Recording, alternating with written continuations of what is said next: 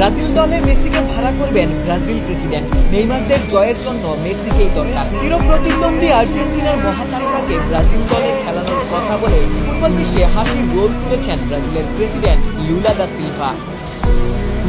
বিশ্বকাপের প্রথম ম্যাচে মরক্কোর সঙ্গে ড্র করে তীব্র সমালোচনার মুখে 5 বারের বিশ্ব চ্যাম্পিয়নরা। হতাশাজনক পারফরম্যান্সের পর সাংবাদিকদের মুখোমুখি হন ব্রাজিলের প্রেসিডেন্ট লুলা দা সিলভা। তিনি বলেন, আমি ভাবছিলাম ব্রাজিল দলে খেলানোর জন্য মেসিকেই হায়ার করব কিনা। একদিন আগেই আলজেরিয়ার বিপক্ষে হ্যাটট্রিক করে আর্জেন্টিনাকে দুর্দান্ত জয় উপহার দিয়েছেন লিওনেল মেসি। সেই পারফরম্যান্সের রেশ ধরেই মেসিকে ভাড়া করে আনতে এমন মন্তব্য করেন ব্রাজিল প্রেসিডেন্ট। মজার ছলে মেসিকে চাইলেও নিজের দল নিয়ে আশাবাদী লুলা। তার মতে মরক্কোই ছিল গ্রুপের সবচেয়ে কঠিন প্রতিপক্ষ, তাই প্রথম ম্যাচে ড্র কোনো বড় ধাক্কা নয়। লুলার মতে বিশ্বকাপে ব্রাজিল এবার চ্যাম্পিয়ন হতে পারে। অতীতের সাফল্য টেনে লুলা বলেন, ব্রাজিলকে নিয়ে যখন সবচেয়ে বেশি সন্দেহ করা হয় তখনই তারা বিশ্বকাপ জেতে। দেখা যাক এবার কি হয়।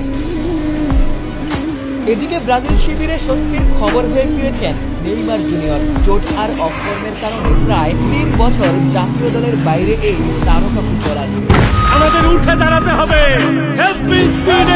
সকল অন্যায়ের বিরুদ্ধে রুখে দাঁড়ানোর এনার্জি পার্টনার। হাইতির বিপক্ষে ম্যাচের আগে আবারও দলের সঙ্গে অনুশীলনে যোগ দিয়েছেন ব্রাজিল সুপারস্টার।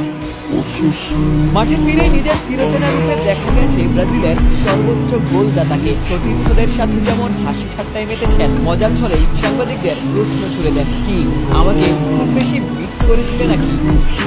নেইমারের এই প্রত্যাবর্তন ব্রাজিল সমর্থকদের আশা বাড়ালেও হাইতির বিপক্ষে শুরুর একাদশে নেইমার থাকবেন কিনা সেটি এখনো নিশ্চিত নয়। তবে এই মুহূর্তে ব্রাজিলে আলোচনা একটাই, দলের জয়ের জন্য সত্যিই কি মেসিকে